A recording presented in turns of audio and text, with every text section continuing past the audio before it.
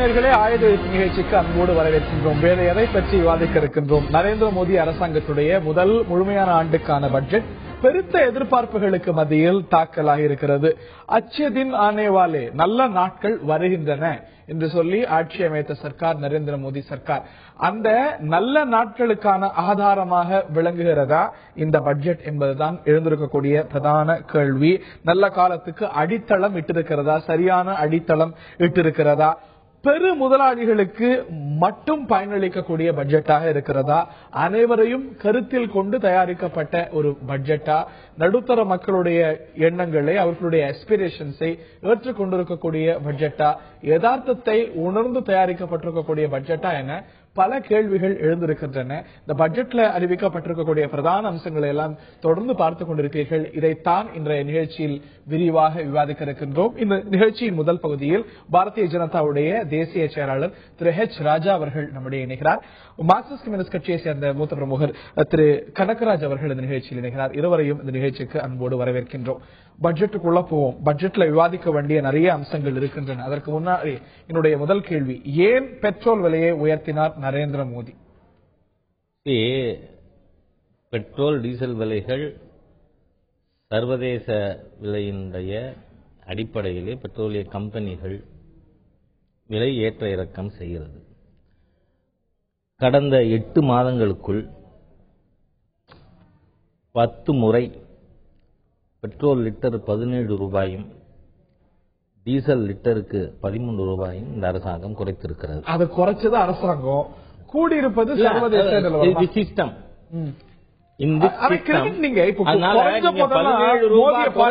ஏன்னு கேட்கல இல்ல, ஏன் இந்த கேள்வி எழுதுனா குறைச்சதுக்கு ஏன் பாராட்டுன்ற கேள்வி நீங்க கேட்டீங்க. நாங்க குறைச்சிருக்கிறோமே பாராட்டுங்க அப்படின்னு உங்களுடைய தமிழ் மாநில தலைவர், பாஜகவுடைய தமிழ் மாநில தலைவர் மட்டும் இல்ல, குடியரசுத் தலைவர் ஒரு வரைக்கும் நரேந்திர மோடி சர்க்காரால் இந்த விலை குறைக்கப்பட்டிருக்கு அப்படின்னு இருக்கு.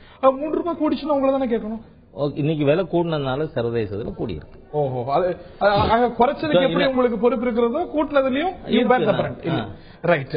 இந்த நிலையில முதல்ல நான் சொல்ல வந்தது, நீங்க உங்களுடைய ஓப்பனிங் ரிமார்க்ல அச்சேதின் ஆனே வாலா வான்னு கேட்டீங்க. அச்சேதின் ஆனே வாலா நஹிஹே, அச்சேதின் ஆகையாக வந்துருச்சு அப்படிங்கிறீங்க. ரைட், நல்லா வந்துரும் அப்படின்னு தான் எதிர்பார்த்தாங்க நடுத்தர மக்கள். எந்த காரணத்தினால அப்படின்னா, வருமான வரி உச்சவரம்பு, இந்த விலக்குக்கான உச்சவரம்பு 5 லட்சமாக உயர்த்தப்படும் அப்படிங்கிற எதிர்பார்ப்பு இருந்தது. அது எதிர்பார்ப்பு மட்டுமல்ல, நீங்க கொடுத்த உத்தரவாதம், இன்னும் சொல்ல போனா உங்களுடைய கோரிக்கையும் கூட முன்பு. அது குறையல, அது மாறல. அதுல ஒரு ஏமாற்றம் வந்திருக்கிறதோ, ஒரு மாற்றம் எதிர்பார்த்து ஏமாற்றம் வந்திருக்கிறதோ அப்படிங்கிற ஒரு குறை இருக்கிறது. இதை தாண்டி கார்பரேட்டுகளுக்கு வரி குறைக்கப்பட்டிருக்கிறது. ஆனா சாமானியர்களுடைய நீண்ட நாள் எதிர்பார்ப்புல ஒரு மாற்றம் வரல. அதுவும் ஒரு உத்தரவாதம் கொடுத்து மாற்றம் வரல அப்படிங்கும் பொழுது ஒரு ஏமாற்றமா தானே பார்க்கணும். இல்ல, இதுல கார்பரேட் டாக்ஸஸ் பொறுத்த வரைக்கும் அதனுடைய ஒரு அடிப்படை தன்மையை நாம் புரிந்து கொள்ள வேண்டும். இப்ப கார்பரேட் செக்டாருக்கு அதனுடைய வருமானத்திற்கு வரி இருக்கு. அந்த வரிக்கு போக மீதி இருக்கின்ற பணம் டிவிடெண்டா கொடுக்கும் பொழுது அதுக்கும் வரி உண்டு. இதனால கார்பரேட் செக்டார்ல ஒரு கோரிக்கையை தொடர்ந்து இருப்பது என்னவென்று சொன்னால், இப்போ ஒரு தனி மனிதனாக இருக்கிறவன் அல்லது ஒரு பார்ட்னர்ஷிப்பா இருக்கிறவன், இவங்களுக்கு any other form of business, அவங்களுக்கு ஒரு டாக்ஸேஷன் தான் 30% மேக்சிமம் மார்ஜினல் ரேட். ஆனா கார்பரேட் செக்டார்ல எப்படின்னு சொன்னால், அந்த கார்பரேட் செக்டாருக்கு வரி விதித்த பிறகு அந்த மீதி பணம் 2 முறையில் செலவழிக்க முடியும். ஒன்னு, அவர்களே ரீடைன் பண்ணி அதை அடுத்து இன்வெஸ்ட்மெண்ட்டுக்கு, இல்ல டிவிடெண்டா கொடுக்கணும். இப்போ கார்பரேட் செக்டார்னால என்ன ஒரு கோரிக்கை இருந்துன்னு சொன்னா, நீங்க எங்களை டாக்ஸ் பண்ணிட்டா டிவிடெண்டா டாக்ஸ் பண்ணக்கூடாது. மெரிட்ஸுக்கு போவோம், நிச்சயமா போவோம். அந்த கோரிக்கை ஏற்ற நீங்க, என்னுடைய கேள்வியே பிரதானமா இந்த ஒரு டாக்ஸ் எக்ஸம்ஷன் கொடுத்தது சாதாரண மக்கள் எதிர்பார்த்த, ஒரு நடுத்தர வர்க்கம் எதிர்பார்த்த, நீங்க சொன்ன இந்த ஒரு இன்கம் டாக்ஸ் எக்ஸம்ஷனை 5 லட்சமா கூட்டுறேங்கிறத மையப்படுத்தியது. அதை ஏன் செய்ய தவறிருக்கீங்க? It is only deferred. நாங்க கொடுத்திருக்கிற ப்ராமிஸ் 5 ஆண்டுகளுக்கானது. அதனால நிச்சயமா இந்த ஆட்சி முடியறதுக்குள்ள தனிநபருடைய வருமானத்திற்கான அடிப்படை விலக்கு 5 லட்சமா இருக்கும். பணவீக்கமும் கூடிடும், 10 லட்சம் கூட்டினாலும் இல்ல. அதைத்தான் சொல்ல வந்தேன். நாங்கள் ஆட்சி பொறுப்பிற்கு வரும்பொழுது ஹோல்சேல் பிரைஸ் இண்டெக்ஸ் 7-8% இருந்தது. இன்னைக்கு அது -0.39%. நீங்க ஆங்கிலத்தில் ஒரு பழமொழி இருக்கு, நீங்க இது எப்படி ஏழை மக்களுக்கான பட்ஜெட்டுங்கிறதே நான் சொல்றேன்னா, inflation is the cruelest form of taxation. விலைவாசி உயர்வு என்பது மிக கொடூரமான வரி விதிப்பு. ஏன்னா அது ஒரு பைசா சம்பாதிக்காதவனை கூட பாதிக்கும். அதனால இந்த அரசாங்கம் பொறுப்பெடுக்கும் பொழுது ஹோல்சேல் பிரைஸ் இண்டெக்ஸ் 7-8% வரை இருந்ததை கட்டுக்குள் கொண்டு வந்து இன்னைக்கு ஹோல்சேல் பிரைஸ் இண்டெக்ஸ் பெருமளவுக்கு உதவியது சர்வதேச கச்சா எண்ணெய் சரிவல்லவா அப்படிங்கிற கேள்வி இல்ல. நான் அதையும் சொல்லிடுறேன். ஏன்னா கன்சியூமர் பிரைஸ் இண்டெக்ஸும் 5% கீழே கொண்டு 17% வரை போனது அது. அதனால இந்த அரசாங்கத்தினுடைய நிர்வாகத்தின் காரணமாக ரெண்டு முக்கியமான மாற்றங்கள் வந்திருக்கு. ஒன்னு இன்ஃபிளேஷன், இன்னொன்னு நீங்க திரு கனகராஜ் கேட்டுட்டு வந்தாலும் சரி, நேரடியா நான் இப்ப சொன்னாலும் சரி. நான் திரு கனகராஜ் அவர்கள்ட்ட கேட்க இருக்கின்றேன். இன்ஃபிளேஷன், எக்கனாமிக் குரோத் இவையெல்லாம் சுட்டி காட்டுகிறது. எக்கனாமிக் குரோத் பற்றி விரிவா அடுத்த ரவுண்ட்ல போவோம். அதற்கு முன்னாடி மார்க்சிஸ்ட் கம்யூனிஸ்ட் கட்சி இந்த பட்ஜெட்டை பார்த்து இது கார்பரேட்டுகளுக்கான பட்ஜெட் என்று சொல்லியிருக்கிறது. சமூக நல திட்டங்கள், புதிய திட்டங்களும் கூட அறிமுகப்படுத்தப்பட்டிருக்கின்றன. 12 ரூபாய் பிரீமியம்ல 2 லட்சம் ரூபாய் காப்பீடு, முதியோர் உதவி திட்டம், இது மாதிரியான சமூக நல திட்டங்கள் உங்களுக்கு தெரியவில்லையா? அதாவது நீங்க ஒட்டுமொத்தமா ஒரு பட்ஜெட் எப்படி இருக்கணும் அப்படிங்கிறதோட அதனுடைய திசைவெளி எப்படி இருக்குங்கிறதோட சேர்ந்தது. அதுக்காக எதுவுமே நாங்க ஏழை மக்களுக்கு கொடுக்கவே மாட்டோம்னு சொன்னா அவங்க ஒன்னும் ஏத்துக்கொள்ள மாட்டாங்க. நீங்க விஷத்தை கொடுத்தா கூட அதை கொஞ்சம் இனிப்பு தடவி கொடுக்கலன்னு சொன்னா யாரு ஏத்துப்பாங்க? இது இனிமையான விஷயம். நான் சொல்றேன் அப்படி பாராட்டுறது மாதிரி இல்ல. நான் உங்களோட இது கார்பரேட், முதல்ல கார்பரேட்டுக்கான பட்ஜெட்னு ஏன் சொல்றோம்? அதுக்கு முன்னால நீங்க பெட்ரோல் சம்பந்தமா கேட்டீங்க. 3 முறை டாக்ஸ் உயர்த்தப்பட்டிருக்கிறது, 3 முறை வரிகள் உயர்த்தப்பட்டிருக்கிறது. சர்வதேச சந்தையில் 60% அளவிற்கு குறைந்த பிறகும் கூட அதற்கு ஏற்ற மாதிரி எண்ணெய் விலை குறையவில்லை.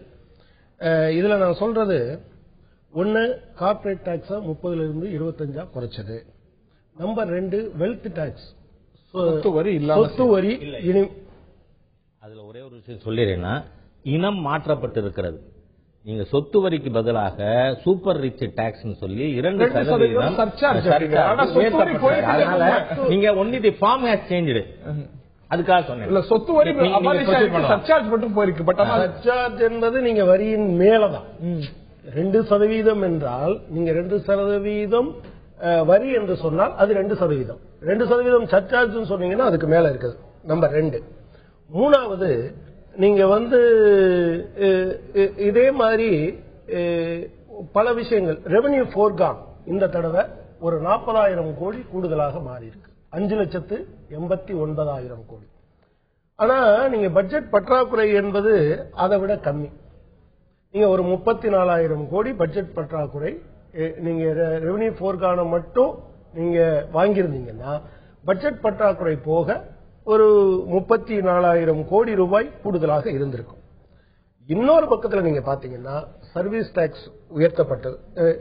இவங்களுக்கு இன்னொன்னு என்ன சொல்லியிருக்காங்கன்னா, car, general anti avoidance rule. Sir கூட சொன்னாரு, மிடில் கிளாஸுக்கு நீங்க மத்தியதர வர்க்க பகுதிக்கு வருமான வரிக்கு விலக்கு அளிக்க வேண்டும் என்றால் 5 ஆண்டுகள் இருக்கு.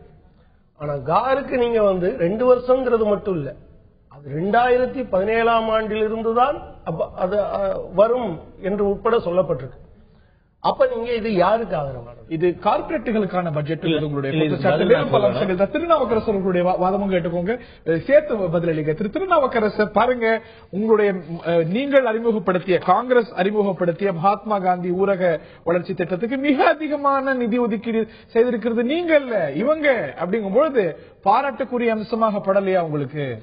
அண்ணே, வணக்கம் அண்ணே.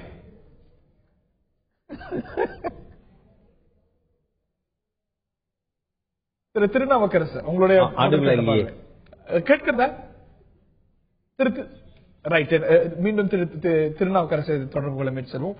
உங்களுடைய இப்போ இந்த கார்பரேட் டாக்ஸஸ் ரிடக்ஷன் பொழுதே அடுத்த வரியாக நிதியமைச்சர் சொல்லி இருப்பது என்னன்னு சொன்னா, இவர் சொல்றாரு டாக்ஸ் ஃபோர்கான், எல்லா எக்ஸம்ஷனையும் இந்த 4 ஆண்டுகளுக்குள் நாம வித்ட்ரா பண்ண போறோம்.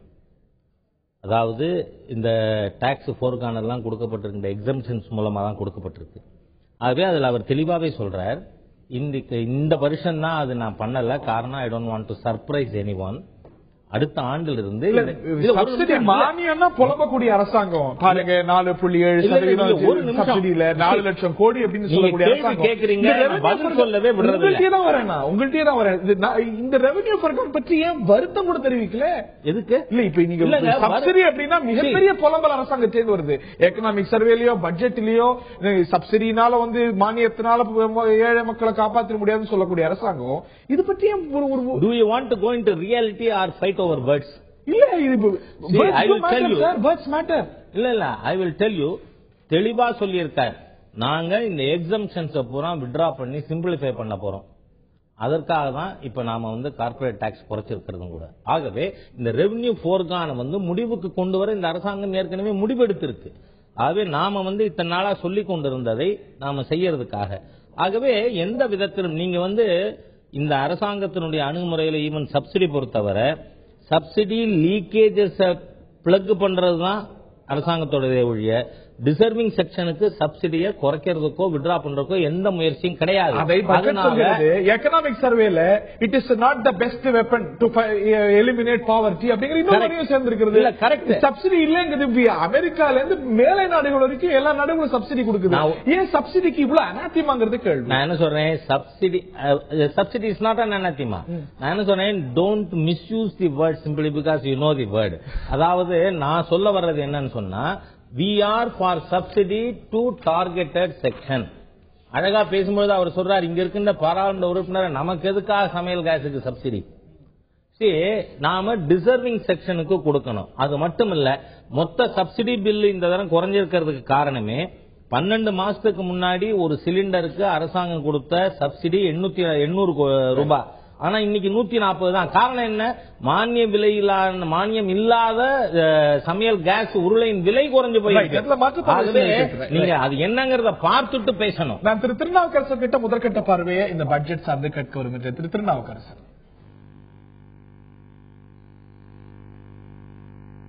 கேட்குதா? திரு திருநாவுக்கரசர் கேட்குதா நான் பேசுறது? ரைட். மீண்டும் ரேகா சம்பந்தமா கோ ஹெட் சார், தொடருங்க சார். ரைட். மீண்டும் திரு திருநாவுக்கரசரை தொடர்பு கொள்ள முயற்சி செய்வோம். மேலும் பல கேள்விகள் இந்த பட்ஜெட் சார்ந்து எழுந்திருக்கின்றன. நேயர்களே, உங்களுடைய பார்வையும் பதிவு செய்யுங்கள். உங்களுடைய கருத்து இந்த பட்ஜெட் பற்றியது என்ன? உங்களுடைய பார்வையை பதிவு செய்யுங்கள். மேலும் பல்வேறு விருந்தினர்கள் இணைகிறார்கள், பல வல்லுநர்கள் இந்த விவாதத்தில் இணைகிறார்கள். நிதி மந்திரி அருண் ஜேட்லி தாக்கல் செய்திருக்கக்கூடிய நரேந்திர மோடி சர்க்காருடைய முதல் முழு ஆண்டுக்கான பட்ஜெட் பெரும் முதலாளிக்கான பட்ஜெட்டா, அனைவரையும் கருத்தில் கொண்டு தாக்கல் செய்யப்பட்ட யதார்த்தமான பட்ஜெட்டா, இதைத்தான் இந்த நிகழ்ச்சியில் விரிவாக அலசி வருகின்றோம். இந்த நிகழ்ச்சியில் நம்முடைய இணைந்திருக்கிறார்கள் பாரதிய ஜனதாவுடைய தேசிய செயலாளர் திரு H. ராஜா அவர்கள், மார்க்சிஸ்ட் கம்யூனிஸ்ட் கட்சியை சேர்ந்த மூத்த தலைவர் திரு கனகராஜ் அவர்கள் இந்த பகுதியில் நம்முடைய இணைகிறார். அதிமுக ஆதரவு சட்டமன்ற உறுப்பினர் திரு மெஃபா பாண்டியராஜன் அவர்கள் நிகழ்ச்சிக்காரை அன்போடு வரவேற்கின்றோம். மற்றும் பொருளாதார வல்லுநர் திரு சோமு வள்ளியப்பன் அவர்கள் இணைகிறார். அவரை நிகழ்ச்சிக்கு அன்போடு வரவேற்கின்றோம். மற்றும் காங்கிரஸ் கட்சியை சேர்ந்த அகில இந்திய செயலாளர் திரு திருநாவுக்கரசர், முன்னாள் மத்திய அமைச்சர் நம்முடைய இணைந்திருக்கிறார். அனைவரையும் இந்த நிகழ்ச்சிக்கு வரவேற்கின்றோம். திரு திருநாவுக்கரசர், இந்த பட்ஜெட் சார்ந்த உங்களுடைய முதற்கட்ட பார்வையை நான் கேட்க விரும்புகிறேன். இந்த பட்ஜெட் மிகுந்த எதிர்பார்ப்போடு எதிர்பார்க்கப்பட்ட ஒரு பட்ஜெட். இதுல வந்து ஏழை எளிய மக்கள், விவசாயத்தை நம்பியிருக்கக்கூடிய விவசாய பெருங்குடி மக்கள், இளைஞர்கள், இது மாதிரி எந்த தரப்புக்கும் பெரிய திட்டங்கள் எதுவும் தராத பெரிய நிறுவனங்கள், பெரிய தொழில் நிறுவனங்கள், தொழில் அதிபர்களுக்கு சலுகைகள் வழங்கக்கூடிய ஒரு பட்ஜெட்டாகத்தான் இந்த பட்ஜெட் அமைந்திருக்கிறது. கோடிக்கணக்கான அரசு ஊழியர்கள், அலுவலகங்கள் பணியாற்றக்கூடியவர்கள், அவர்களெல்லாம் அந்த தனிநபர் வருமானத்தில் வந்து எக்ஸம்ஷன் எதிர்பார்த்தாங்க. ஏற்கனவே 5 லட்சம் அறிவிச்சிருந்தாங்க. 2.5 அட்லீஸ்ட் ஒரு 50,000 உயரும் அப்படின்னு எதிர்பார்க்கப்பட்டது. அது ஐக்கிய முற்போக்கு கூட்டணி ஆட்சியில் மாற்றி அமைக்கப்பட்டது. இந்த கோரிக்கை புதிய கோரிக்கை இல்ல, டாக்ஸ் எக்ஸம்ஷன்ல மாற்றணும் அப்படின்னு நியாயமான கோரிக்கை. நீங்கள் சொல்வது போல இந்த ஒரு கோரிக்கை உங்க சர்க்கார் முன்னாடி கூட இருந்தது. எவ்வளவு முறை மாற்றி அமைச்சீங்க? இல்ல மாற்றி ஒவ்வொரு தடவையும் ஒவ்வொரு பட்ஜெட்ல நீங்க பாத்தீங்கன்னா பெரும்பாலும் ஒரு 10,000 20,000 உயர்த்திருப்பாங்க. ஆனா இந்த தடவை ஒரு பைசா கூட 5,000 ரூபாய் கூட உயர்த்தல. 5,000 ரூபாய் கூட உயர்த்தப்படவில்லை. இல்ல அவங்களுடைய வாக்குறுதியே 5 லட்சம் தரேன்னு சொல்லியிருந்தாங்க இல்லையா, அவங்களுடைய வாக்குறுதியே 5 லட்சமாக உயர்த்தப்படும் சொல்லியிருந்தாங்க.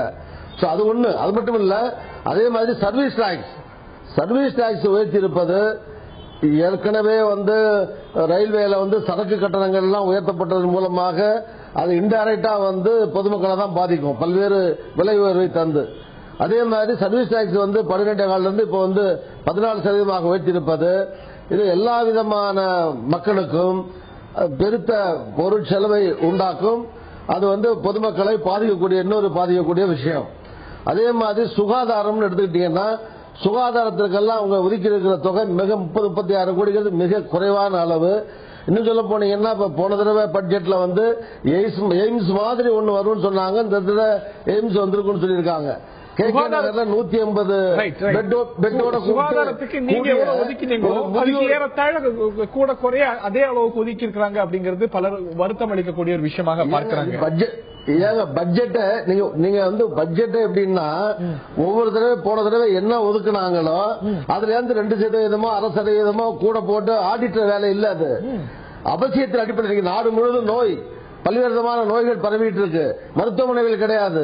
சரி, எது அத்தியாவசியமோ அதுக்கு கூடுதலா ஒதுக்கணும். போன தடவை நீங்க அரசாங்கம் இதுக்கு குறைச்சிருந்து இன்னொன்னு கூட்டி இருக்கலாம், அது விவசாயத்தை கூட்டி இருக்கலாம். அதே மாதிரி நீங்க நீர்ப்பாசனத்துக்கு 5000 கோடி ஒதுக்கி இருக்காங்க. அதுக்கு அதை வச்சு என்ன செய்ய முடியும்? வாக்குறுதி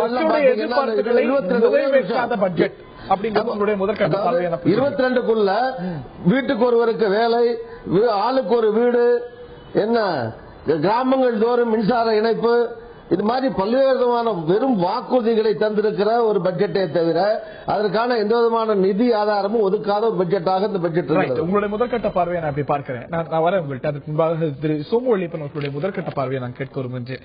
ஒரு குற்றச்சாட்டு, இது ஒரு ப்ரோ கார்பரேட் பட்ஜெட் அப்படின்னு. அதற்கு சொல்லக்கூடிய காரணங்கள் நாம் அறிந்த ஒரு விஷயம். கார்பரேட்டுகளுக்கு இவ்வளவு சலுகைகளா, நடுத்தர மக்களுடைய கோரிக்கை ஏற்காத ஒரு விஷயம், சமூக நல திட்டங்களுக்கு போதிய ஒதுக்கீடு இல்ல, மாறா குறைஞ்சிருக்கு. எப்படிப்பட்ட ஒரு பட்ஜெட்டா பார்க்கறீங்க? ஒரு ப்ரோ கார்பரேட் பட்ஜெட்டா பார்க்கறீங்களா, ஒரு பேலன்சிங் ஆக்ட் செய்யப்பட்டிருக்கக்கூடிய ஒரு பட்ஜெட்டா பார்க்கறீங்களா? கார்பரேட் டாக்ஸ் 30% குறைக்க வேண்டும் என்பது வெகு நாட்களாக, பல வருடங்களாக இருந்து வந்த ஒரு கோரிக்கை. இந்த முறை அந்த தரப்புல எதிர்பார்க்கப்பட்டதா என்று தெரியவில்லை. மற்ற தரப்புகளில் இது ஒரு எதிர்பாராத ஒரு விஷயமா தான் இருக்கு. திடீரென்று அதுல ஒரு 5% சுலபமாக குறைக்கப்பட்டிருப்பது போலதான் முதல் தோற்றத்துக்கு இருக்கிறது. அதே போல இந்த வெல்த் டாக்ஸ் எடுத்து விட்டு அது சர்சார்ஜா வந்தா கூட, வெல்த் டாக்ஸ்ல இதுவரைக்கும் கலெக்ட் ஆகிட்டு இருந்த தொகை 2000 கோடி தான். ஆனா புதுசா சர்சார்ஜில் 9000 கோடி வரப்போகிறது என்று கணக்கு கொடுத்திருக்கிறார்கள்.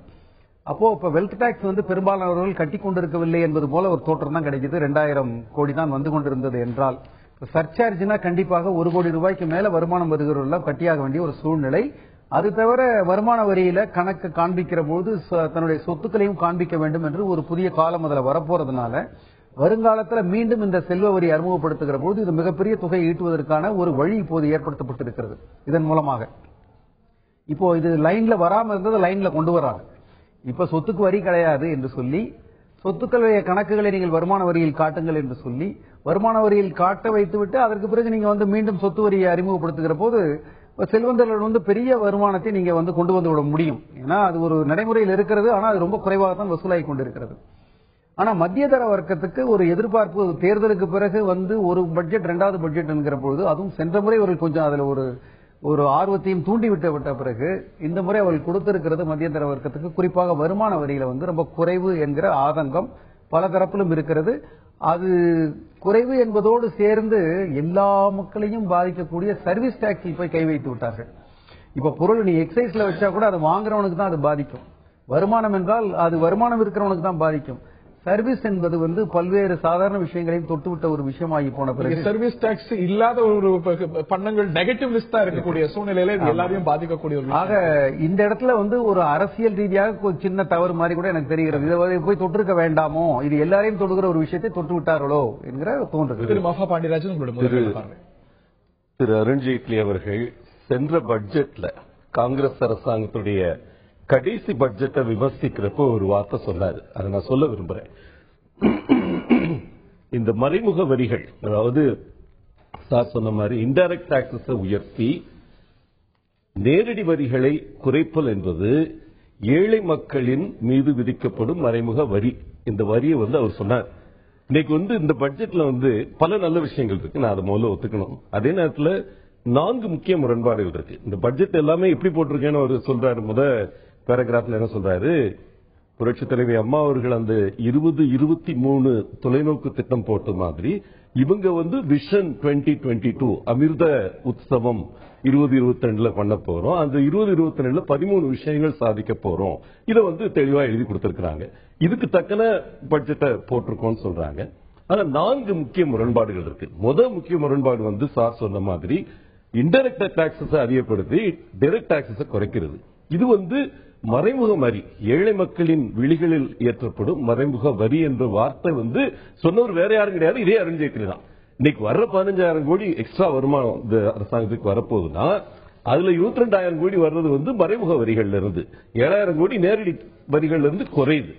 இது அரசியல் ரீதியான தவறுன்னு அவர் சொன்னது எதனாலன்னா இன்ஃபிளேஷனரி இம்பாக்ட் இருக்கும். இந்த பட்ஜெட்னால உங்களுக்கு இன்ஃபிளேஷனரி இம்பாக்ட் இருக்கும், பொருட்களின் விலை உயரும். இது ஒரு முதல் கருத்து. இரண்டாவது பாத்தீங்கன்னா இந்த கருப்பு பணம் விவகாரம், இது மாதிரி 15 லட்சம் ஒவ்வொரு இந்திய குடிமகன் அக்கவுண்ட்லயும் போடுவோம் 100 நாட்களுக்குள். இது யாரோ ஒருத்தர் சொல்லல, நரேந்திர மோடி சொன்ன விஷயம் இது. அதே நேரத்தில் இப்போ 10 மாசம் ஆச்சு, 10 மாசம் கழிச்சு அவங்க என்ன சொல்றாங்க, ஒரு சட்டம் கொண்டு வரணும், மக்களுக்கு பொறுப்புணர்வு கொண்டு வர்றதுக்கு சட்டம் கொண்டு வரணும், அதுல எந்தெந்த சீர்திருத்தங்கள் பண்ண போறோம்னு சொல்றாங்க.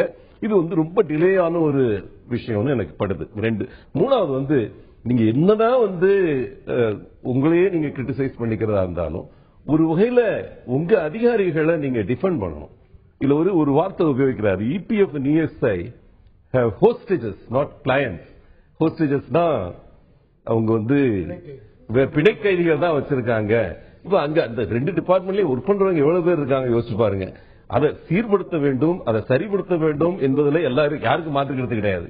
அதே நேரத்தில் இந்த மாதிரி வார்த்தையாடல்கள் எல்லாமே கேவலமா இருக்கு. பிஎஃப் பொறுத்த வரைக்கும் ESI பொறுத்த வரைக்கும் சொல்றது தவறுன்றது என்னோட கருத்து. மூணாவது 10,000 கோடி அனௌன்ஸ் பண்ணாங்க போன பட்ஜெட்ல. வெஞ்சர் கேபிட்டல், அதாவது துணிகர முதலீடு, தொழில் முனைப்பை ஊக்குவிக்கிறதுக்காக 10,000 கோடி சாம் பிட்ரோடா உருவாக்கி வச்ச நேஷனல் இன்னோவேஷன் ஃபண்ட் உருமாற்றி அதை venture capital, national venture capital announce பண்ணாங்க. இந்த 10 மாசத்துல போன பட்ஜெட் 8 மாசம் தான் வச்சுக்காங்க. இந்த 8 மாசத்துல இந்த ஃபண்ட்ல இருந்து ஒரு பைசா கூட செலவு பண்ணல. ஆனா இப்போ 150 கோடி வெஞ்சர் கேபிட்டல் அப்படின்றாங்க. அப்ப என்ன ஆச்சு, 10,000 கோடிக்கு நீங்க அனௌன்ஸ் பண்றீங்க, கொஞ்ச நாள் கழிச்சு ஒரு 8 மாசம் கழிச்சு 150 கோடி அப்படின்றீங்க. நல்ல விஷயங்கள், முத்ரா பேங்க், நல்ல விஷயத்துக்கு வருவோம். நல்ல விஷயங்களும் முரண்பாடுகளும் சேர்ந்து இருக்கக்கூடிய ஒரு பட்ஜெட் அப்படிங்கிறது உங்களுடைய பார்வையா இருக்கிறது. அதிமுகவுடைய பொதுச் செயலாளரும் கூட இந்த 2 விஷயத்தையும் ஹைலைட் பண்ணியிருக்கிறார். எதிர்பார்ப்புகள் நிறைய இருக்க அவற்றை பூர்த்தி செய்யாத பட்ஜெட் என்பது அதிமுகவுடைய கருத்தாக இருக்கிறது.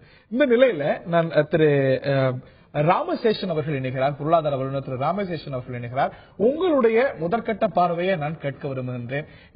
ஒரு முழுமையான ஒரு பட்ஜெட் ஆக எதிர்பார்ப்பு சாமானியனிலிருந்து மிகப்பெரிய கார்பரேட்டுகள் வரைக்கும் அதிகமாக இருந்தது. அந்த எதிர்பார்ப்புகளை எதிர்பார்த்த அளவுக்கு பூர்த்தி செய்ய தவறிய பட்ஜெட் இது என்றால் மறுப்பீர்களா?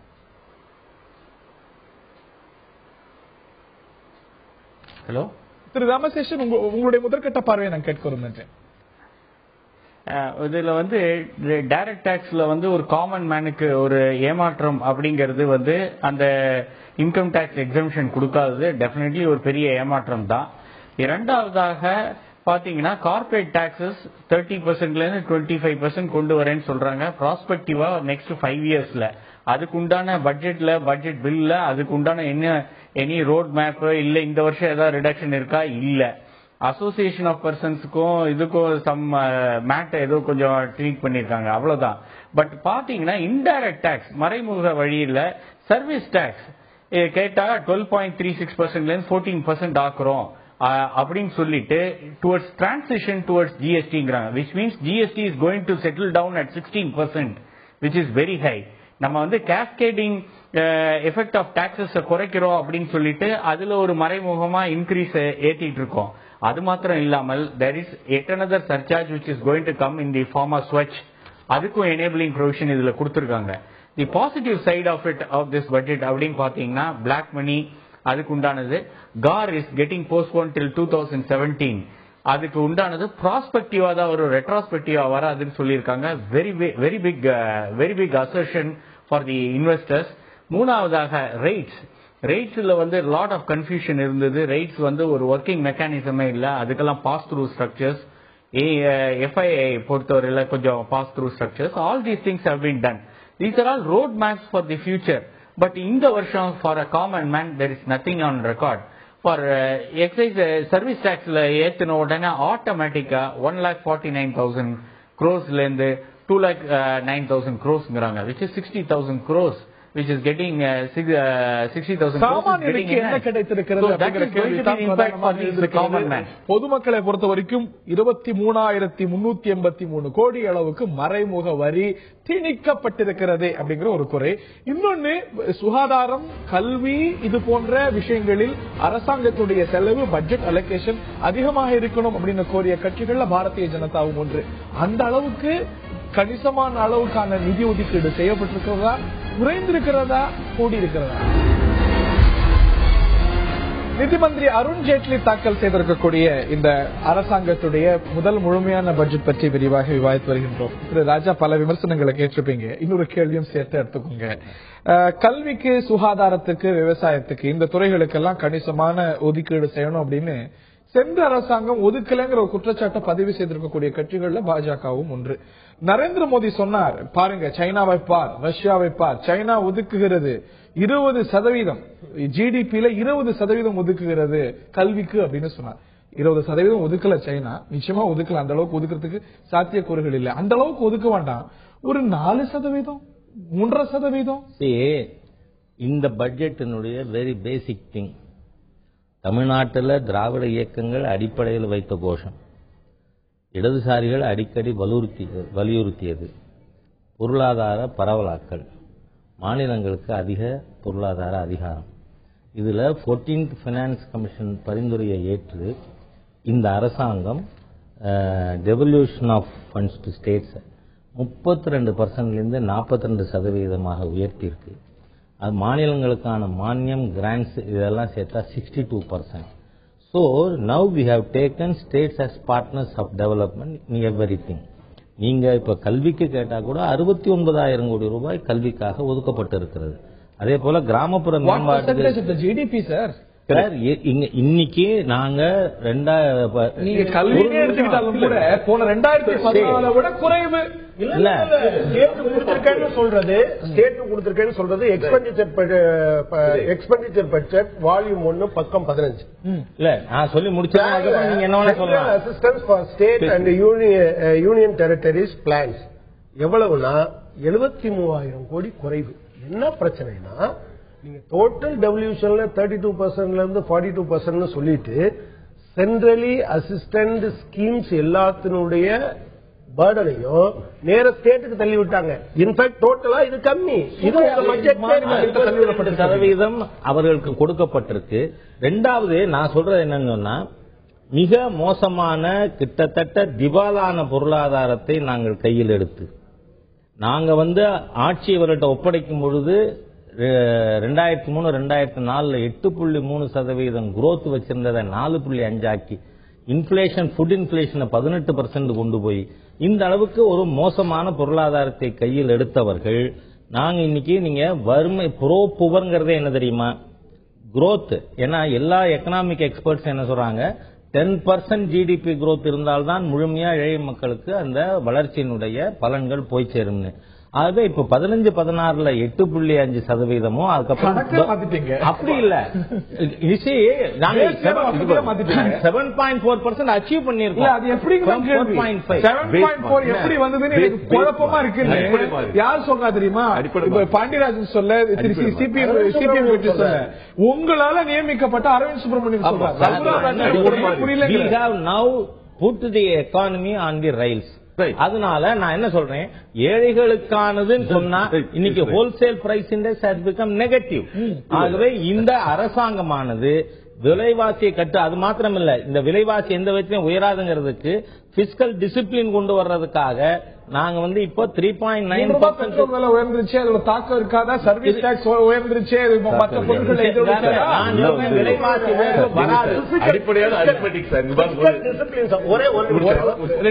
டிசிப்ளின் எப்படி வந்ததுன்னு இவங்களுடைய இந்த இடைக்காலமாக இவங்க சமர்ப்பிச்ச அறிக்கை என்பது இருக்கு. அவங்க என்ன சொல்றாங்க, நாங்க வந்து ஸ்டேட்ஸ்ல இருந்து ப்ரொக்யூர் பண்றதுல மினிமம் சப்போர்ட் பிரைஸை விட எந்த ஸ்டேட் கவர்மெண்டாவது கொடுத்ததுன்னா நாங்க அவங்ககிட்ட இருந்து ப்ரொக்யூர் பண்ண மாட்டோம்னு நாங்க சொல்லிட்டோம். கிராமப்புறத்துல இருக்கக்கூடிய விலைய வந்து அந்த இது குறைஞ்சபட்ச கூலி என்பது அதிகமாகிறத நாங்க குறைச்சிட்டோம் என்று இதையெல்லாம் எதை பண்ணோம்னு அவங்க சொல்லியிருக்காங்களோ இதெல்லாம் ஏழை எளிய மக்களுடைய வாழ்வாதாரத்தை சித்தாந்தத்தை வைத்து நண்பர் எப்படி இதெல்லாம் உலக நாடு முழுவதும் ரஷ்யா வந்து மிக மோசமா அழிஞ்சது, ருமேனியா,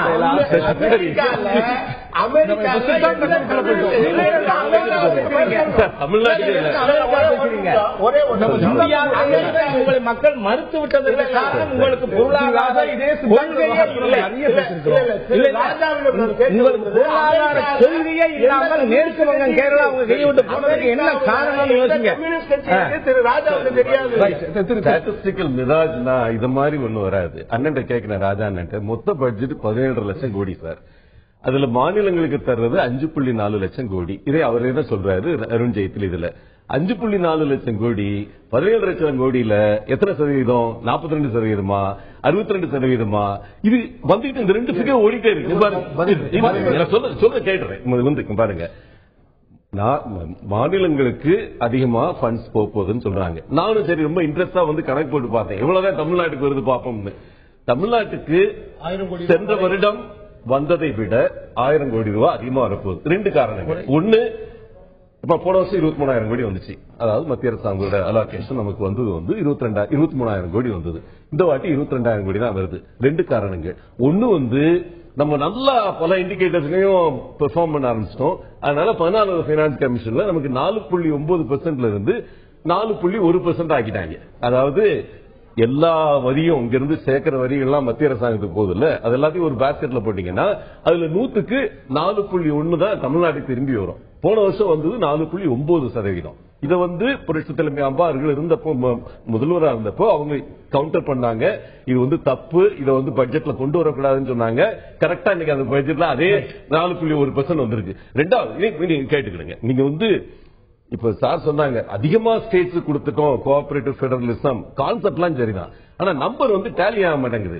ஏன் வந்து எப்படி வரும்? நீங்க வந்து 5.4 லட்சம் கோடி வருஷம் மொத்தமே இருக்கும் பொழுது முதல் ஆண்டுல வித்தியாசங்கள் வருது. எல்லா ஸ்டேட்டையும் வச்சுதான் சென்ட்ரல் பேங்க்ல இருந்து கொடுக்க முடியும். கேள்வி கேட்க விரும்புகிறேன். பாருங்க, நரேகா திட்டத்தை கைவிட்டுருவாங்க, அவரோட நண்பர் சிதம்பரம் தான் ஊர் ஊரா போய் கம்மா வெட்டு இருக்காதுன்னு பிரச்சாரம் பண்ணாரு. ரைட். இந்த நிலையில நரேகா திட்டத்துக்கு சோனியா காந்தியை பார்த்து தான் சொன்னார் அருண் ஜேட்லி, பாருங்க உங்களை விட கூடுதலா ஒதுக்கி இருக்கோம். இது வரைக்கும் நரேகாவுக்கு அதிகமாக ஒதுக்கிய அரசாங்கம் எங்களுடைய அரசாங்கம் என்று பெருமை கொள்கிறது இந்த அரசாங்கம். உங்களுடைய பதில் சார்? ஏற்கனவே பேசிட்டு இருந்த விஷயத்துல திட்ட செலவு இருக்கு இல்லையா, திட்டத்திற்கான முதலீடு அது வந்து ஏறக்குறைய 1 லட்சம் கோடி இந்த ஆண்டு குறைவாக இருக்கிறது.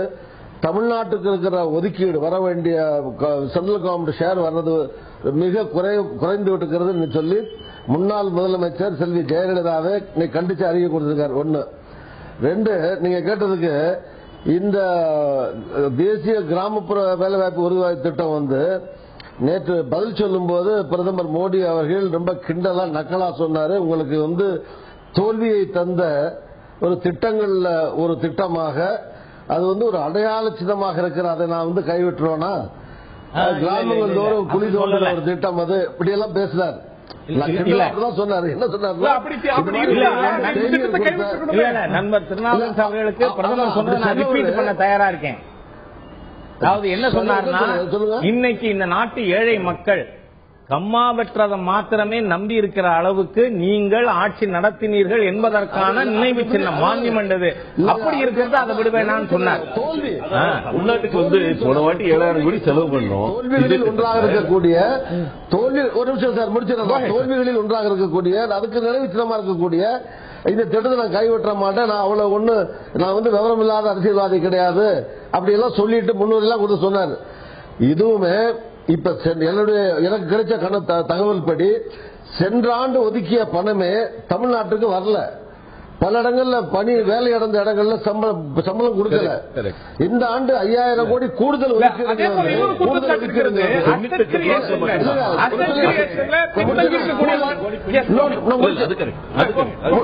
அதாவது இன்னொன்னு போன ஆண்டு அந்த பணம் வந்து சேரல. அதனால பல இடங்கள்ல அந்த வேலை பாதியில் நிற்கிறது, முழுமையா நடக்கல, முழுமையா வேலையும் கொடுக்கல. ஒண்ணு. ரெண்டாவது, இந்த 5000 கோடி சென்ற ஆண்டுடைய பட்ஜெட் இந்த ஆண்டுடைய பட்ஜெட் அந்த ரேஷியோ இன்க்ரீஸ் பண்ற போது ஆட்டோமேட்டிக்கா வரும். 1000-2000 கோடி அதிகமா கொடுத்துருக்காங்கிறது ஒரு பெரிய வரலாற்று சாதனையா சொல்லிக்க முடியாது. அது ஏன்னா இன்னும் சொல்ல போனா இதுல கூடுதலா ஒதுக்கி இருக்கணும் இந்த வருஷத்துக்கு. இல்ல அந்த 5000 கோடி கூட கூடுதலா ஒதுக்கி இருக்கும். வருமானம் முதல் 6 மாதங்களில் நன்றாக இருந்தால் அடுத்த 6 மாதத்தில் 5000 கோடி அதிகமா கொடுப்போம்னு சொன்னார். அதுல அவர் யூஸ் பண்ண வார்த்தை தமிழ்நாட்டுக்கு மட்டும் 7000 கோடி போன வாட்டி ஆல் இந்தியா பொறுத்த வரைக்கும் அசெட் கிரியேஷன்ல நம்ம வந்து பின்தங்கி இருக்கிறோம். எந்த அளவுக்கு அசெட் கிரியேட் ஆகிங்கிற கேள்வி எல்லாம் எழவே செய்யல. ஒரு நிமிஷம் நீங்க இந்த கேள்வியை பல நேரங்களில் கேட்டுக்கிட்டே இருக்கீங்க. Very purpose of that scheme is not asset creation. The very purpose is creation of job. ஒரு நிமிஷம் நான் சொல்றேன். நீங்க அதனுடைய 2005ஆம் ஆண்டு அந்த திட்டத்தினுடைய எல்லா விதமான சரத்துக்களையும் எடுத்துப்பாங்க. ஒரு ஆள் நீங்க ஏற்கனவே என்னன்னா ஒரு ரோடு போடணும் அப்படின்னு கேட்கறது இல்ல. கனகராஜுக்கு இன்னைக்கு எனக்கு வேலை வேணும்னு நான் எழுதி கொடுத்தேன்னா அந்த வேலையை குறிப்பிட்ட ஏரியாவுக்குள்ள கண்டுபிடிச்சு கொடுக்கறது அந்த பஞ்சாயத்தோட வேலை. ஒருவேளை கண்டுபிடிச்சு கொடுக்க முடியலைன்னா அதுக்கான சம்பளத்தை எனக்கு கொடுக்க வேண்டிய பொறுப்பு அவங்களுக்கு உண்டு. எனவே அதனாலதான் அது வேலை உறுதியளிப்பு சட்டமே தவிர வேற ஒண்ணும் இல்லை. இன்னொன்னு, இந்த 5000 கோடி என்பது இந்த தடவை வேற ஒண்ணு மாத்தி இருக்காங்க. இந்த மெட்டீரியல் ஒர்க் ரேஷியோ என்பது மெட்டீரியல் 40%, ஒர்க்குக்கான காம்போனன்ட் 60% இருந்தது. அதை 50-50 மாத்திட்டாங்க. கேட்க வரும் என்றேன்.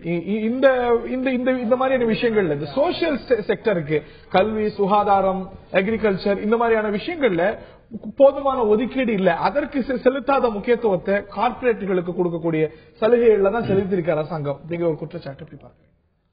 இல்ல, அதாவது இந்த முறை வந்து முதல் முறையாக ஒரு மத்திய அரசினுடைய பட்ஜெட்ல சோசியல் செக்யூரிட்டி ஸ்கீம், குறிப்பாக காப்பீடு, எல்லோருக்குமான காப்பீடு, இந்தியர்கள் அனைவருக்குமான காப்பீடு, அதுலயும் விபத்து காப்பீடு போன்ற விஷயங்கள் வந்து பெரிய அளவில் சொல்லப்பட்டு அதற்கு ஒரு விரிவான திட்டமும் சொல்லியிருக்கிறாங்க. 330 ரூபாய் கட்டினால் நீங்க வந்து ஒரு ஆளுக்கு வந்து 2 ஆண்டுகளுக்கு ஒரு 350 ரூபாய் கட்டினால் என்பது. இது மாதிரி இவங்க வந்து எனக்கு என்ன தெரியுது என்றால், நான் என்ன முதல் அரசியல் என்று சொன்னேன்னா, இவங்க வந்து ஒரு பாப்புலிஸ்ட் பட்ஜெட்டாகவோ அப்படி எதுவும் செய்யவில்லை. அரசியல் நோக்கத்துக்காக போட்ட மாதிரி இல்ல.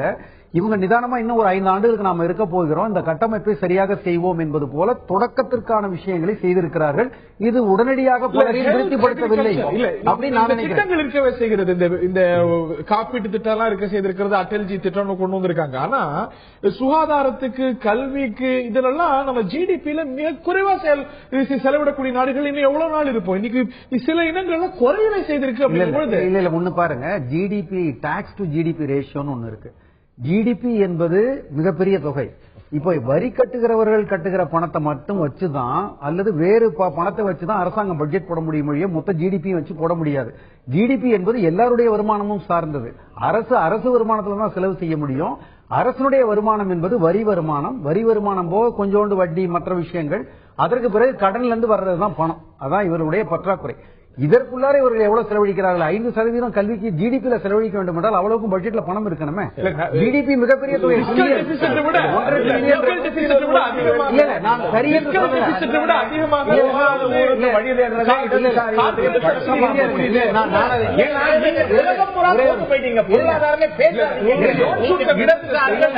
பொருளாதாரமே பேச உலகம் முழுவதும் தோற்று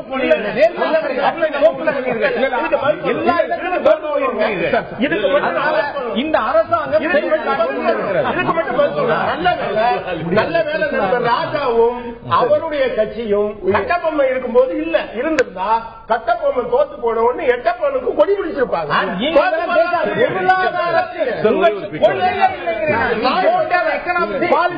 இன்னி வரைக்கும் விமர்சனம் செய்து பிரயோஜனம் இல்ல. இது பாரதிய ஜனதாவுடைய தேர்தல் இருக்கு. விலைவாசியை கட்டுப்படுத்த சிறப்பு இருக்கோம்ல. இல்ல எங்க நிதி இது உங்க தேர்தல் அறிக்கைங்க. விலைவாசியை கட்டுப்படுத்த சிறப்பு நிதி எங்க? பாரம்பரிய விவசாயம்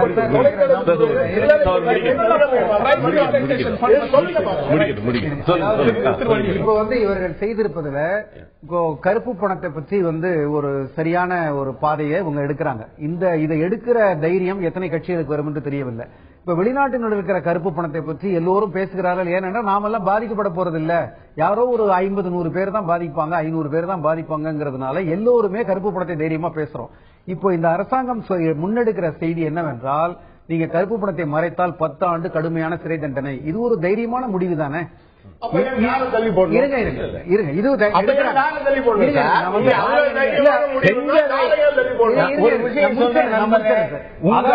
வீடு கட்ட தெரியாது, கட்டின வீட்டுக்கு பழுது சொல்ல மட்டும் விவசாயிகள் கட்டியதை இடிக்க முடியும். சமூகத்தில் உருவாக்கப்பட்ட திட்டங்கள் அனைத்தையும் உடைத்துக் உடைப்பதை போல உடைத்துக் கொண்டு நீங்க யாருங்க பித்தலாட்டமா பேசப்படாது. ஏன்னா நான் சொல்றேன் என்னன்னா, நீங்க முதல் மன்ரேகாவை நாம எடுத்துருவோம்னு எல்லாரும் பேசினாங்க தேர்தல் மொழியில. எடுக்கலைங்க. நீங்க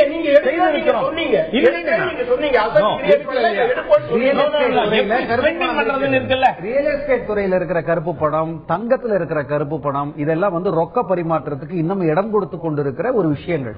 சோ இந்தியாவினுடைய பொருளாதாரம் வளர்ந்து இருக்குது அப்படின்னா, இந்தியாவில வந்து பேரலா ஒரு இன்ஃபார்மல் செக்டார் இருந்து கொண்டே இருக்கிறது, இயங்கிக் கொண்டே இருக்கிறது. நம்ம ஜிடிபி வந்து சொன்னதை விட குறைவு. நீங்க கூட கேட்டீங்க அது எப்படி வந்து அரவிந்த் சுப்ரமணியம் கூட ஆச்சரியப்பட்டார் என்று. ஒவ்வொரு 5 ஆண்டுக்கு ஒரு முறையும் பேசியரை மாற்றுகிற பழக்கம் இருக்கிறது. 2010 யூபிஏ கவர்மெண்ட்டும் பேசியரை மாத்தி ஜிடிபியை பெட்டர் பண்ணாங்க.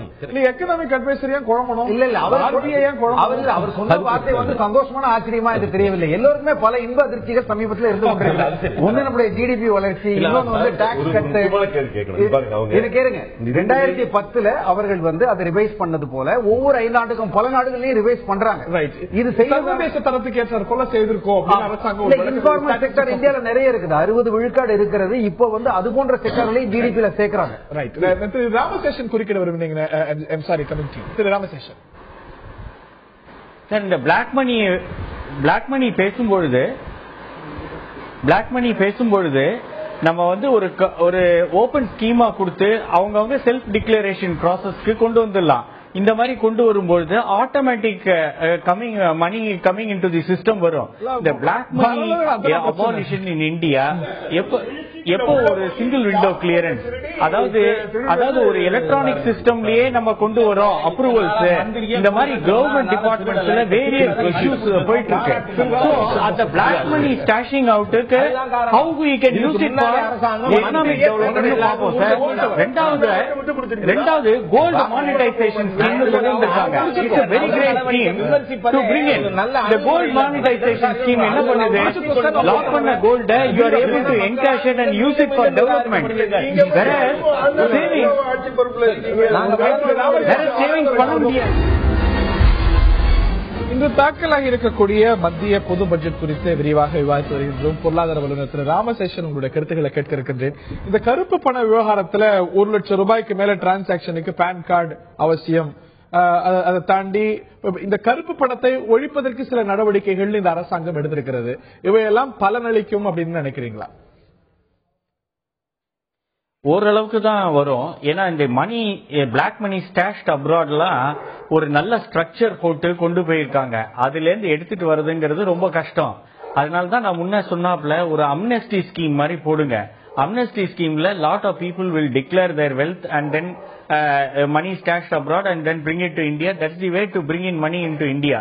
ஏன்னா இந்த மணி எல்லாம் ஒரு ஸ்ட்ரக்சர்ட் மாடல்ல வெளியே போயிருக்கு. அதை எடுத்துட்டு வருதுங்கிறது ரொம்ப கடினமான சமாச்சாரம். ஒன்னு. ரெண்டாவதா இந்த கருப்பு பணம் ஒழியணும் அப்படின்னாக்க why don't you bring down the level of taxes immediately so that the black money circulation எதனால நடக்குது? சிங்கப்பூர்ல 17% டாக்ஸேஷன்ங்கிறோம், மொரிஷியஸ்ல 3% டாக்ஸேஷன்ங்கிறோம். இந்த மாதிரி பக்கத்துல டாக்ஸ் ஹேவன்ஸ் வச்சிருக்கும் போது நம்ம வெரி ஹை டாக்ஸ் ரெஜிம்ல இருக்கும் போது ரொம்ப கடினமா இருக்கு ஆபரேட் பண்றது. Sir for example business operate பண்ணணும்னா இன்னைக்கு it is impossible. There is cascading level of taxes. அவரே பினான்ஸ் மினிஸ்டரே அக்ரி பண்ணிட்டு இருக்காரு, cascading level of taxes on goods and சர்வீசஸ்ங்கிறாரு. அப்படி இருக்கும்போது அந்த காம்ப்ளிகேஷன் எல்லாம் வெளியே எடுக்காம இந்த கருப்பு பணம் ஒழிப்புங்கிறது ஒரு பயத்தை உண்டு பண்ணுமே தவிர ஃபார் ப்ராஸ்பெக்டிவ் பட் போன பணம் எங்கே அண்ட் கருப்பு பணம் சிஸ்டத்தை எப்படி ஒழிக்கலாம், how to bring it out அப்படின்னு பார்த்தாக்க அதுக்கு உண்டான மெஷர்ஸ், கான்கிரீட் மெஷர்ஸ் இதுல கிடையாது. But at the same time அந்த பணம் வந்ததுன்னா ஒரு infrastructure development in India can take place at a very fast pace. அதை விட்டுவிட்டு அதுக்கு உண்டான ரியல் மெஷர்ஸ் இல்ல. இந்த கோல்ட் மானிட்டைசேஷன் ஒரு வெரி குட் மெஷர் இருக்கிறது. உங்களுடைய கேள்வியா இருக்கிறது ராஜா குறிப்பிட பாண்டியராஜன் அவர்கள் கருத்து சொன்னார். இந்த பிளாக் மணியை பொறுத்தவரை இத 2 பகுதியா தான் நாம பார்க்கணும். ஒன்னு ஆல்ரெடி ஸ்டாஷ் அவே அப்ராட், அது கொண்டு வர்றதுக்கு தான் இப்ப 1100 அக்கௌண்ட்டுகள் இதுல பரிசீலனையில இருக்கு, இன்வெஸ்டிகேஷன்ல இருக்கு. அது கொண்டு வர்றதுக்காக மற்ற நாடுகளோடு நாம ஒப்பந்தம் மேற்கொண்டு அவர்கள் இசைவோடு செய்ய வேண்டிய ஒரு பணியா இருக்கு. இரண்டாவது, இன்னிலிருந்து அந்த மாதிரி கொண்டு போகாமல் இருக்கிறத தடுக்கிறது எப்படி, அதுக்காக தான் இப்ப ஃபாரின்ல ஒரு அசட் வாங்கி அதை கன்சீல் பண்ணா 10 ஆண்டு. ஏன்னா இன்கம் டாக்ஸ் ஆக்ட்லயே இம்ப்ரிசன்மெண்ட் இருக்கிறது இதுவரை ஒரே ஒரு ப்ரொவிஷன் இருந்தது, 20,000 ரூபாய்க்கு மேல் கேஷா கொடுத்தாருன்னு. ஆனா இன்னி வரை யாருமே அதுல ப்ராசிக்யூட் ஆகல. ஆனால் மிக கடுமையாக 10 வருஷம் ரிகரஸ் இம்ப்ரிசன்மெண்ட் ப்ரொவிஷன் வந்திருக்கிறதெல்லாம் ப்ராஸ்பெக்டிவா வெளிநாட்டுல இந்த மாதிரி கொண்டு போகாம இருக்கிறதுக்கு தடுக்கிறது ஒண்ணு. ரெண்டாவது, உள்நாட்டுல இன்னைக்கு நீங்க அதிகமான கருப்பு பணம் இருக்கிறதுங்கிறது ரியல் எஸ்டேட் செக்டார் தான். அதனாலதான் இன்னைக்கு நாம 1 லட்சம் ரூபாய்க்கு மேல சொத்து பரிவர்த்தனை இருந்தா பேன் அக்கவுண்ட் கொடுக்கணும். இது ஏன்னா கொஞ்சம் கொஞ்சமாக நாம இது கொண்டு வரணும்னு அவர் சொன்ன ஒண்ணு. டாக்ஸேஷன் ரேட்ஸ பத்தி நான் சார்ட்டர்ட் அக்கௌண்டன்சி படிக்க ஆரம்பிக்கிற காலத்துல 70-75% இருந்தது. அது கொஞ்சம் கொஞ்சமா வந்திருக்கு. I agree in one thing, நாம 2 ஸ்லாப் வச்சு 10 லட்சம் ரூபாய் வரைக்கும் ஒரு ஸ்லாப், அதுக்கு மேல ஒரு ஸ்லாப்னு ரேட்டுகளை குறைக்கிறது நாளைக்கு இதை இந்த பிளாக் மணி பில்டப் குறைக்கிறதுக்கான ஒரு வாய்ப்பு உண்டுங்கிற கருத்து இது என்னோட தனிப்பட்ட கருத்து. உள்நாட்டு கருப்பு பணம் அப்படிங்கிறது முக்கியமான ஒரு கன்சர்ன் தான். ஆனா வெளிநாட்டு கருப்பு பணத்துல நீங்க சொன்னது ஒண்ணு, ஆனால் நீங்க அந்த இலக்கு அடைச்சிருக்கீங்களா அப்படின்னு 15 லட்சம் ரூபான்னு சொன்னது இந்த அரசாங்கம், உடனே எல்லா பட்டியலையும் வெளியிடணும்னு சொன்னது அரசாங்கம். ஆனா இன்னைக்கு சில டெக்னிக்காலிட்டிகளை பேசுது. 100 நாட்களுக்குள் 4 லட்சம் கோடி கருப்பு பணத்தை வெளிநாட்டுல இருந்து கொண்டு வர முடியும், 15 லட்சம் ரூபாயை ஒவ்வொரு குடிமகன் அக்கவுண்ட்லயும் போடுவேன்னு சொன்னது நரேந்திர மோடிஜி. அதனால ஆனா போன எலெக்ஷன் நடக்கும் பொழுது மார்ச் மாதம் உச்சநீதிமன்றத்துல போய் எஸ்ஐடி அப்பாயின்ட் பண்ணணும்னு சொன்ன ஆர்டரை ரிவைஸ் பண்ண சொல்லி காங்கிரஸ் கேட்டது. ஆனா இந்த கவர்மெண்ட் வந்த உடனே ஃபர்ஸ்ட் மீட்டிங்ல பண்ணிருக்காங்க. சொல்றீங்க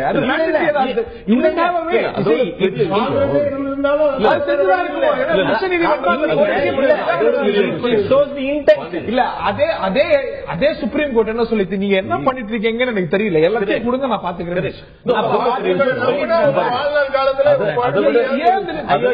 தயவு பண்ணி இந்த நீதிமன்ற நீதிபதிகளுடைய பேச்சுக்கள்ல பொறுத்து எனக்கு ஒரு கருத்து இருக்கு.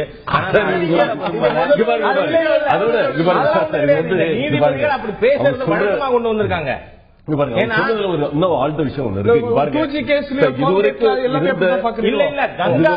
கங்கா சுத்தம் பண்றதுல இந்த அரசாங்கம் 100 நாளைக்குள்ள இது கும்பாரண மாதிரி தூங்கிட்டு இருக்கேங்கிற வார்த்தை வந்ததுங்கிறது சரி நினைக்கிறீங்களா? அதெல்லாம் விட டாக்டர் மன்மோகன் சிங் சர்க்கார் சொன்னா வேத வாக்கு உங்களை சொன்னா 100 நாளுக்குள்ள கேட்கலாமா? காங்கிரஸ் நீங்க 100 நாள் சொன்னீங்க. கங்கையே சுத்தம் பண்ணலன்னு அரசாங்கம் நீதிமன்றம் கேட்டது. என்ன அரசாங்கம் கும்பகரண மாதிரி தூங்கிட்டு இருக்காங்க.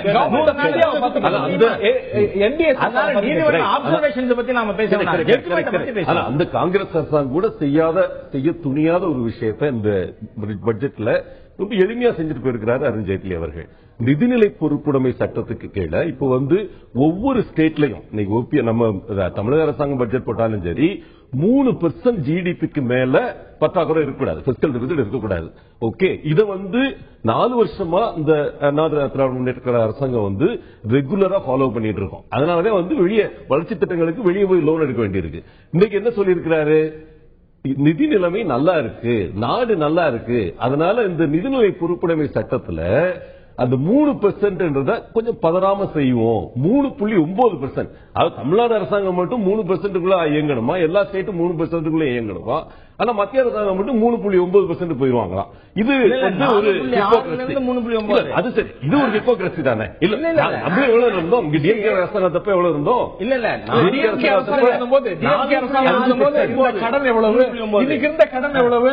அதான் இது பாருங்க, 1 லட்சம் கோடி நிதி கடன் இருக்கக்கூடிய மாநிலத்துடைய நிதி கேட்டவர் யார்? செல்வி ஜெய ஜெயலலிதா. இன்னைக்கு 1,76,000 கோடி கடன் இருக்கு, மேல கடன் இருக்கு. காங்கிரஸ் அரசாங்கம் கூட பண்ண துணியாத ஒரு விஷயம் நிதிநிலை பொறுப்புடைமை சட்டத்துல கை வைக்க துணிஞ்சது. அவங்க அது யாருமே கிரிட்டிசைஸ் பண்ணல. நீங்க பாத்தீங்கன்னா கோஆபரேட்டிவ் பெடரலிசம்ன்றீங்க, ஸ்டேட்டுக்கு எல்லாம் கொடுக்கறோம்னு சொல்றீங்க. தமிழ்நாடு பொறுத்த வரைக்கும் 1000 கோடி குறையா கொடுக்குறீங்க. ரெண்டாவது அவங்க 3.9% வரைக்கும் பற்றாக்குறை வச்சுக்கலாமா? 68,000 கோடி பற்றாக்குறை இன்னைக்கு இந்த பட்ஜெட்ல பாத்தீங்கன்னா. ஆனா இங்க தமிழ்நாடு அரசாங்கம் மட்டும் 3%, அதாவது பிஸ்கல் பாசிட்டிவா இருக்கணும், மொத்த இதுல 3% வரைக்கும் இருக்கலாம் சொல்றாங்க. இது ஒரு ஹிப்போக்ரசி நான் நினைக்கிறேன். திரு ராஜா ரெஸ்பாண்ட் பண்றதுக்கு முன்பாக திருநாவுக்கரசர் நீங்க குறுக்கிட விரும்புறீங்க. திருநாவுக்கரசர் உங்களோட கருத்து நீங்க குறுக்கிட விரும்புவீங்க. அதாவது நீங்க ஏற்கனவே நண்பர்கள் சொன்ன மாதிரி நாங்க ஆட்சிக்கு வந்தால் 100 நாளா 200 நாளா இருக்கட்டும், இப்போ 10 மாசம் 9 மாசம் ஆயிடுச்சு, ஒவ்வொரு அக்கௌண்ட்லயும் 15 லட்சம் ரூபாய் கொடுப்போம்னு சொன்னாங்க.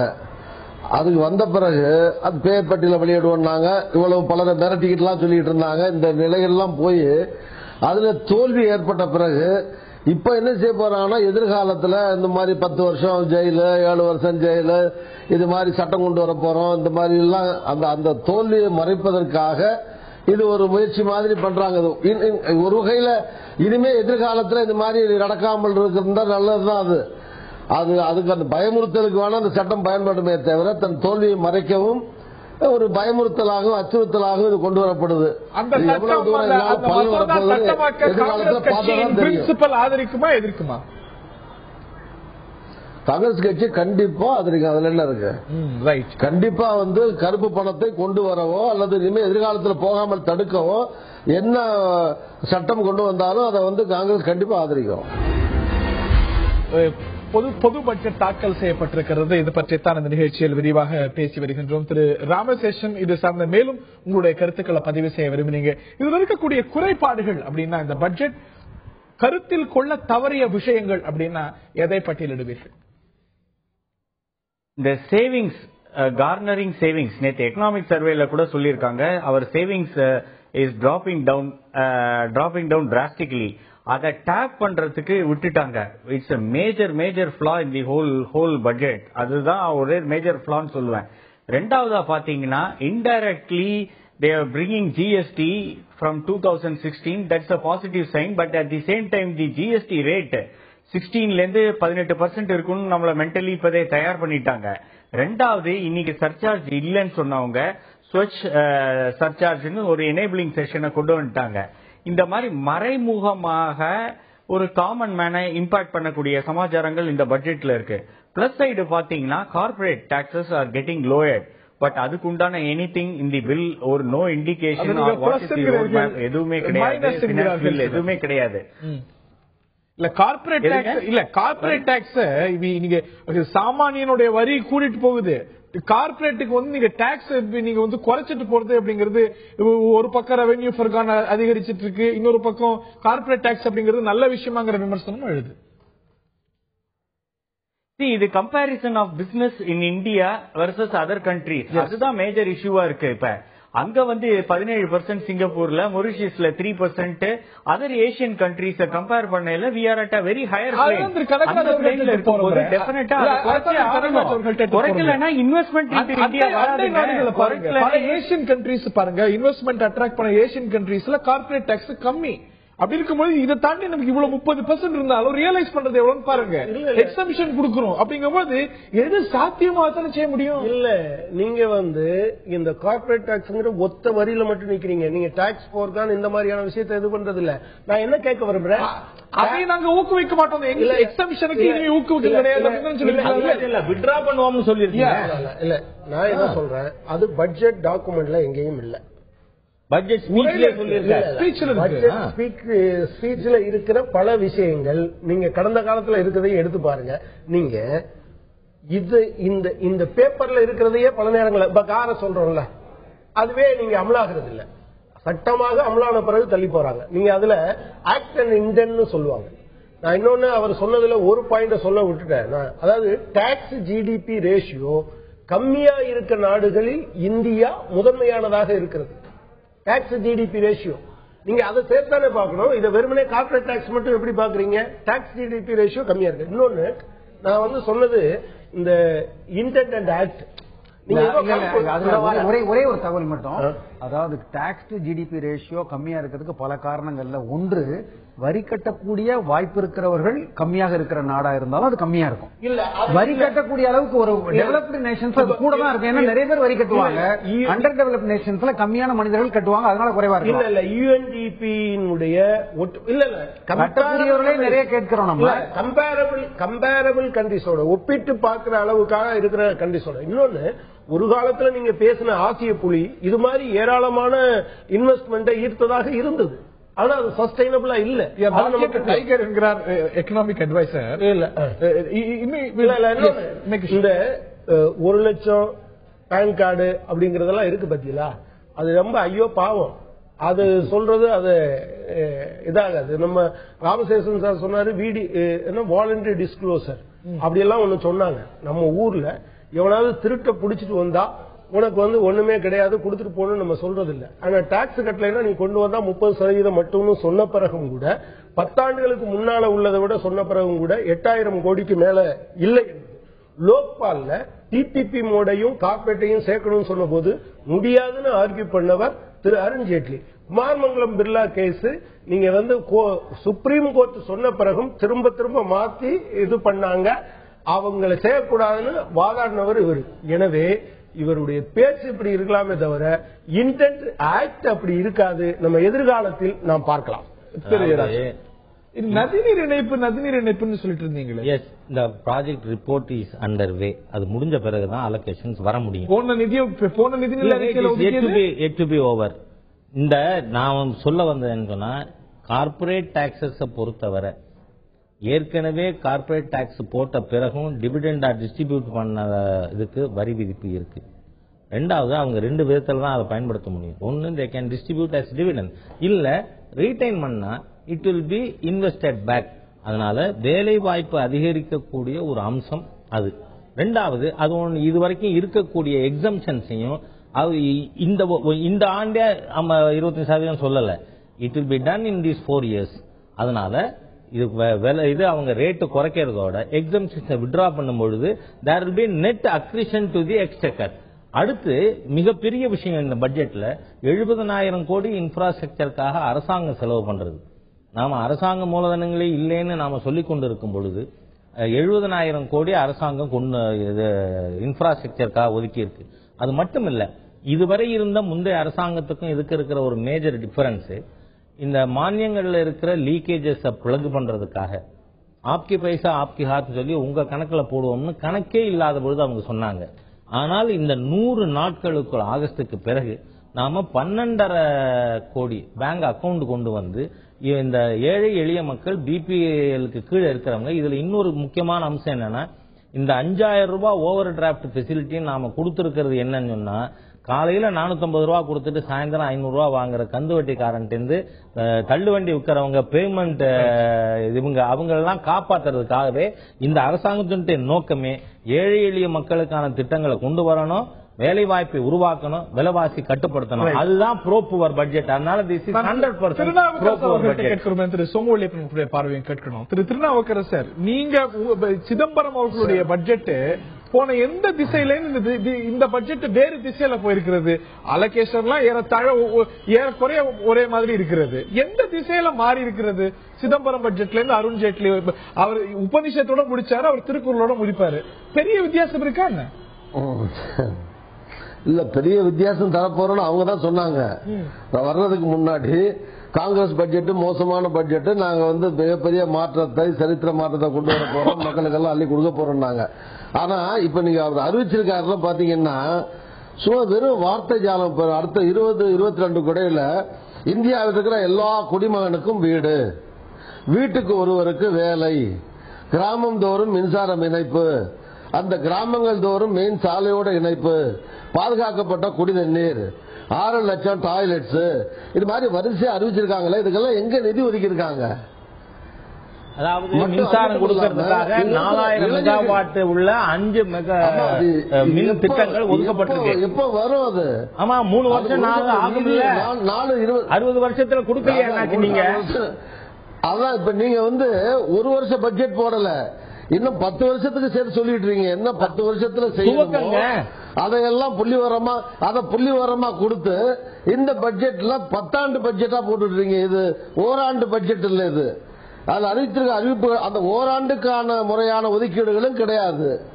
அது மாதிரி இது எல்லா விதத்திலும் ஒரு குறையான மக்களுடைய எதிர்பார்ப்புகளை நிறைவேற்றாத, பொதுமக்களுக்கு நான் ஏற்கனவே சொன்ன மாதிரி ஒவ்வொரு விதத்திலையும் பாதிப்புகளை உண்டாக்கக்கூடிய ஒரு பட்ஜெட் தானே தவிர, இதுல விவசாயிகளா இருக்கட்டும், இளைஞர்களா இருக்கட்டும், பெண்களா இருக்கட்டும், வேலைவாய்ப்பு தேடுறவங்களா இருக்கட்டும், யாருக்கும் எந்த விதமான பெனிஃபிட்டும் கிடையாது. பொதுவா சொல்ல போனா பணக்காரங்களுக்கு வசதியாளர்களுக்கு கொஞ்சம் சலுகைகள் செய்திருக்காங்க இந்த பட்ஜெட்ல. ஏழை எளிய மக்கள் அப்படியே கவனிப்பாருக்கு விடப்பட்டிருக்கிறார்கள். திருவள்ளியப்பன், இப்போ பல விஷயங்களை நம்ம பேசிட்டோம். முக்கியமா இதுல சொல்ல வேண்டிய சில விடுபட்டு போன விஷயங்களை மட்டும் நான் சொல்லலான்னு பாக்குறேன். ஒன்னு இவங்க முத்ரா என்று ஒரு வங்கி ஒன்னு சிறு குறு தொழிலுக்காக உருவாக்குவதற்கு 20,000 கோடி ரூபாய் ஒதுக்கி அதுக்காக ஒரு வங்கியை ஒன்று உருவாக்குறாங்க. அது அந்த ஒரு ஊடகத்தில் நான் பார்த்தேன். அதனுடைய தலைவரோட நன்றி சொல்லிக் கொண்டிருந்தார். அது ஒரு மேக் இன் இந்தியா திட்டத்திற்கு ஒரு உதவியாக இருக்கும். பெரிய நிறுவனங்கள் மட்டுமல்ல, சின்ன நிறுவனங்களுக்கு அது உதவியாக இருக்கும் என்று ஒன்று. இரண்டாவது தங்கத்தினுடைய இறக்குமதி இந்தியாவிற்கு மிகப்பெரிய சிக்கலாக இருந்த ஒரு காலகட்டம் இருந்தது. அந்த விஷயத்தை நினைவில் கொண்டு இப்போ 3 விதமான தங்க விஷயங்களை கொண்டு வராங்க. ஒன்னு கோல்டு டெபாசிட் என்று சொல்லி வீடுகளில் இருக்கிற தங்கத்தையோ தனியார் இருக்கிற தங்கத்தையோ நீங்க கொண்டு கொடுத்தால் அதற்கு நாங்க ஒரு ரசீது கொடுத்து அதற்கு வட்டி தருகிறோம் என்று சொல்கிறார்கள். அதன் மூலமாக அரசாங்கத்திற்கு பணம் கிடைக்கிறது ஒரு வாய்ப்பு இருக்கிறது. இரண்டாவது கோல்டு பாண்டு வெளியிட்டு அதன் மூலமாக பணம் திரட்ட போகிறார்கள். அதற்கு ஒரு வட்டியும் தரப்போகிறார்கள். நம்ம கையில இருக்கிற கோல்டை கொண்டு போய் கொடுத்துட்டு கோல்டாவே திருப்பி வாங்கிக்கலாம், அதே விலைக்கு நம்ம வாங்கி கொண்டு வந்து விடலாம். நடுவில் வட்டி கிடைக்கும் என்பது மக்களுக்கும் நல்ல விஷயம், அரசாங்கத்திற்கும் அது ஒரு நல்ல விஷயமா இருக்கும்.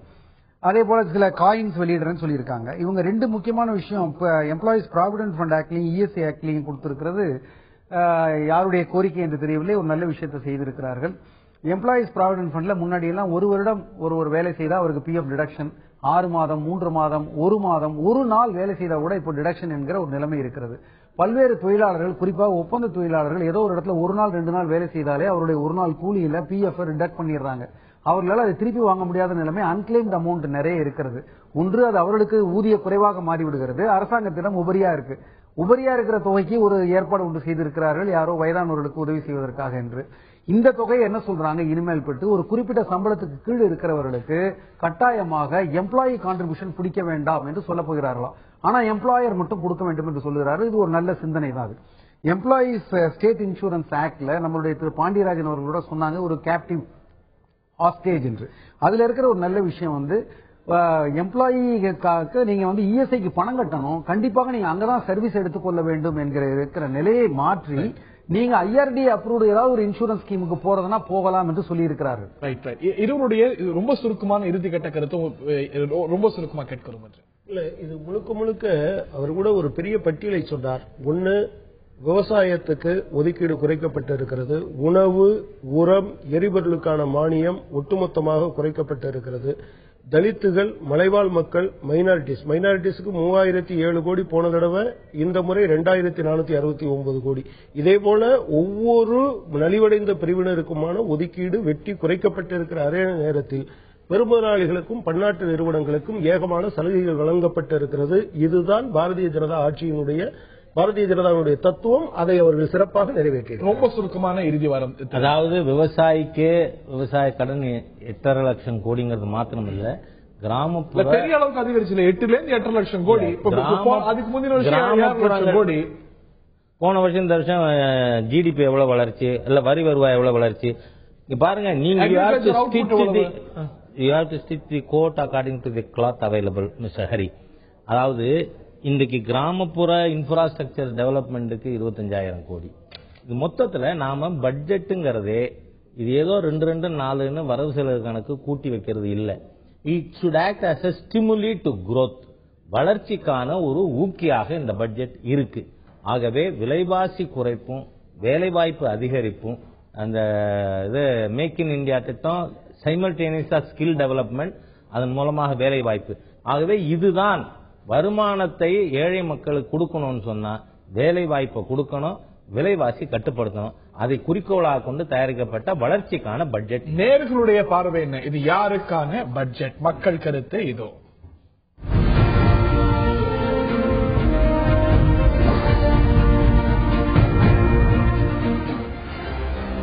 மத்திய பட்ஜெட் 2015 முதலாளிகளுக்கானது என்று 73%, சாமானியர்களுக்கானது என்று 2%, அனைவருக்குமானது, அனைவருடைய கோரிக்கைகளையும் ஏற்று தயாரிக்கப்பட்டது என்று 25% சொல்லியிருக்கிறார்கள். முதலாளிகளுக்கானது என்று 73%, சாமானியர்களுக்கானது என்று 2%, அனைவருக்குமானது என்று 25% சொல்லியிருக்கிறார்கள். நிச்சயமாக எதிர்பார்ப்பு மிக பிரம்மாண்டமானதாக இருந்தது என்றால் மிகையல்ல. அதை பூர்த்தி செய்திருக்கிறதா என்ற இந்த பட்ஜெட் என்பதுதான் பிரதானமாக எழுந்திருக்கக்கூடிய கேள்வி. நிகழ்ச்சியில் பங்கு பெற்ற திரு ராஜா அவர்களுக்கு, திரு கனகராஜ் மற்றும் திரு சோமவள்ளியப்பன், திரு திருநாவுக்கரசர் மற்றும் திரு ராமசேஷன், சற்று நேரத்துக்கு முன்பாக இணைந்த திரு மஃபா பாண்டியராஜன் மற்றும் பார்த்த நேயர்களுக்கு இந்த தருவாயில் நன்றி தெரிவித்துக் கொள்ள வருகின்றோம். வணக்கம்.